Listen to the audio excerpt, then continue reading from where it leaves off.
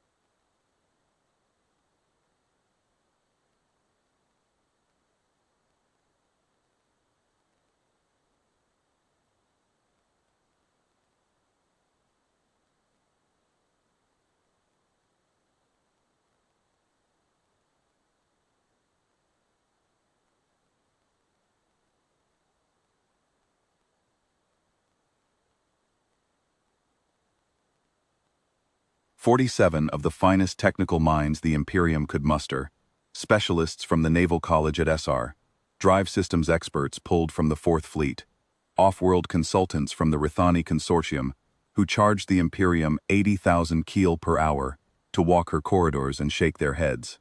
They ran diagnostics, they replaced relays, they pulled her main power couplings apart and rebuilt them from the core out. They argued in languages I barely followed, drew schematics on the walls of my ready room, filed reports longer than the ship herself. None of it worked. The Veilthier stayed dark. Her drive core would hum when prompted, a low, trembling note that suggested life, then stutter and fall silent. Every time. The same cycle. Prompt, hum, stutter, silence. Like she was trying to breathe, and something deep in her chest would not let her.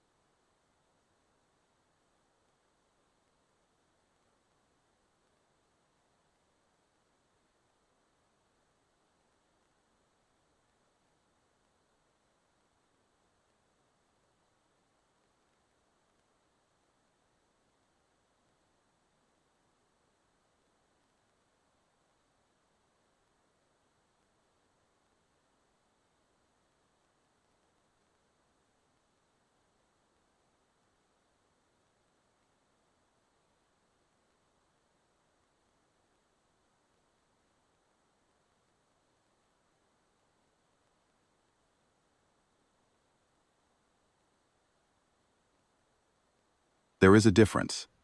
His name was Harlan Cope. He was human. He was 63 years old, though he looked older, the kind of older that comes from decades of working with your hands in places where the air is thin and the light is poor. He had gray hair cut close, a face lined in ways that suggested patience rather than bitterness, and he wore the same faded blue coveralls every shift, the kind issued to maintenance staff 3 pay grades below anyone I would normally address. There was a flathead pry bar clipped to his belt. I later learned he had carried that same tool for 31 years. He mopped floors. That was his function. He mopped the gantry walkways, the observation corridors, the crew access tunnels around the dry dock berths. He emptied waste containers and replaced lighting strips and scrubbed carbon scoring from the deck plates after welding crews left for the day. He had held that post at Cathara for 11 years, and in 11 years I had never spoken to him. I am not sure I had ever looked directly at him. He was part of the station the way a handrail is, always there, never considered. That evening, I was alone on the gantry. The last engineering team, a group from the SR college who had arrived so confident, had packed their instruments and departed that afternoon. Their final report used the phrase, systemic cascade of indeterminate origin, which is how educated people say they have no idea.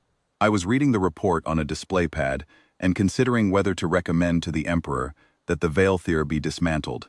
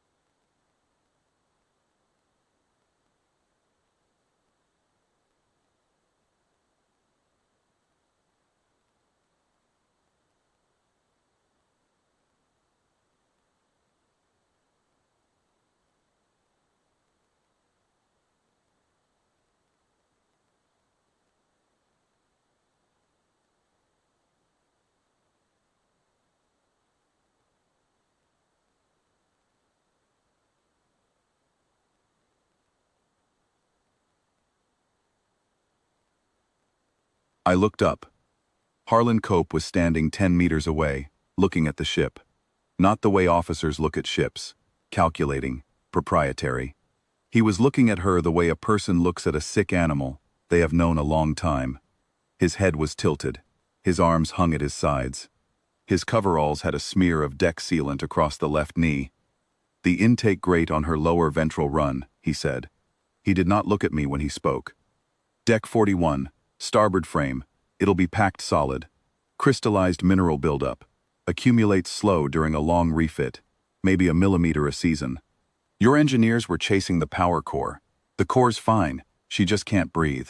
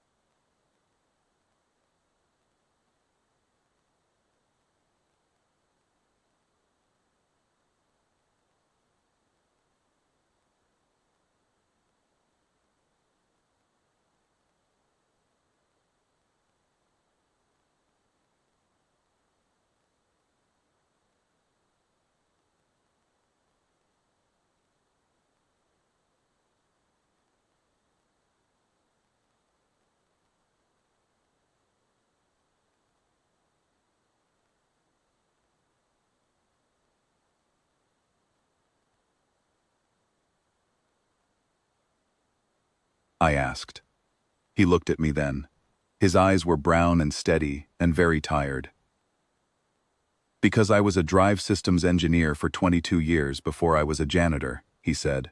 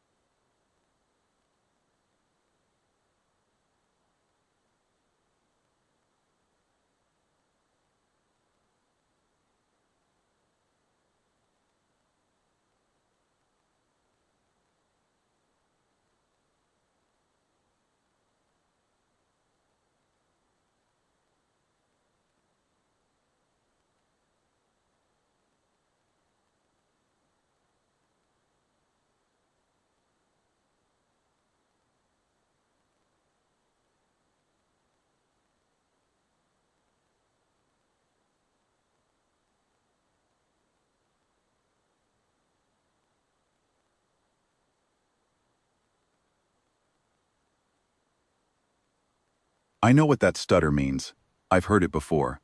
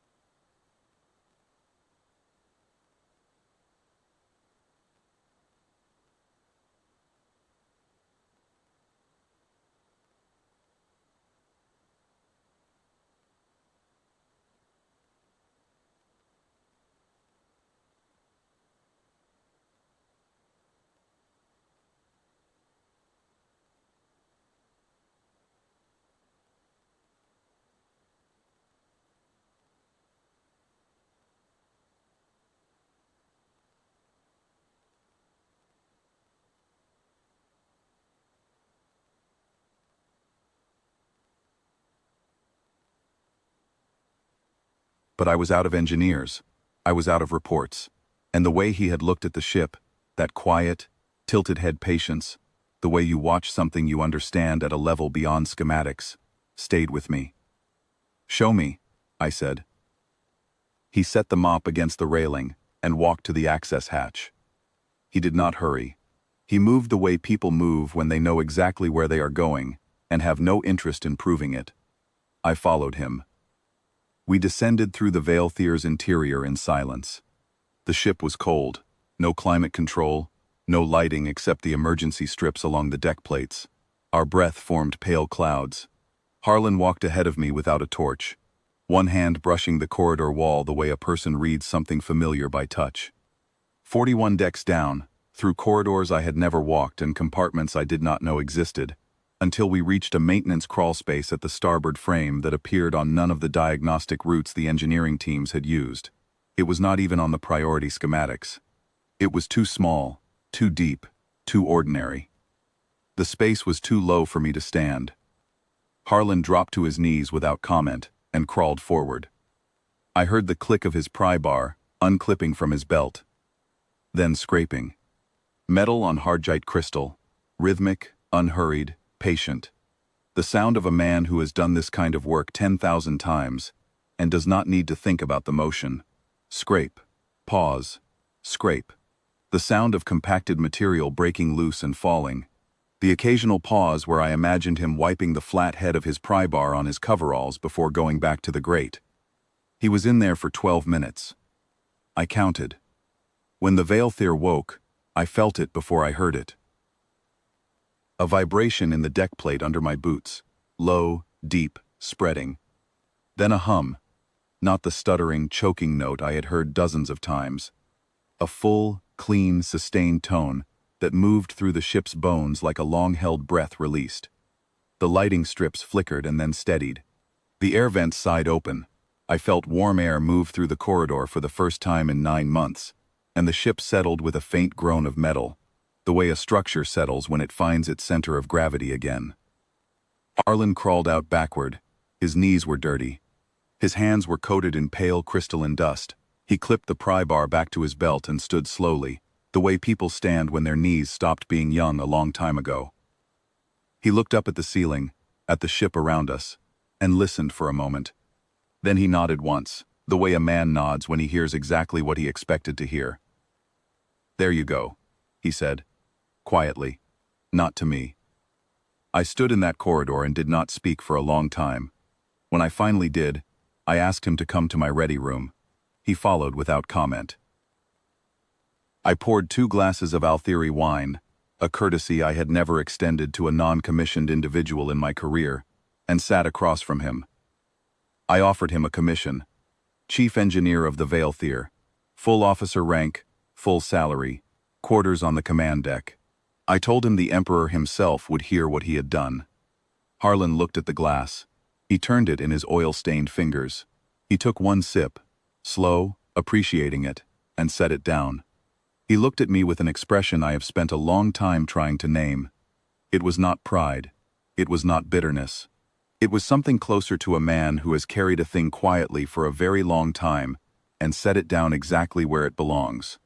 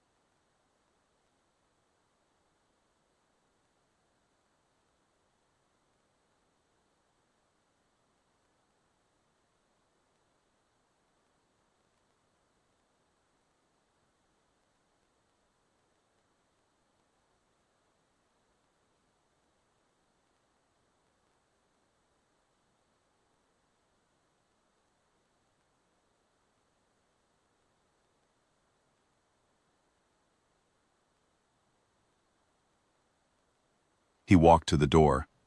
Her intake grates should be checked every 18 months. During a long refit, he said, pausing at the threshold. Put it in the maintenance log. Anyone can do it. Just needs a flathead and a rag. Then he left.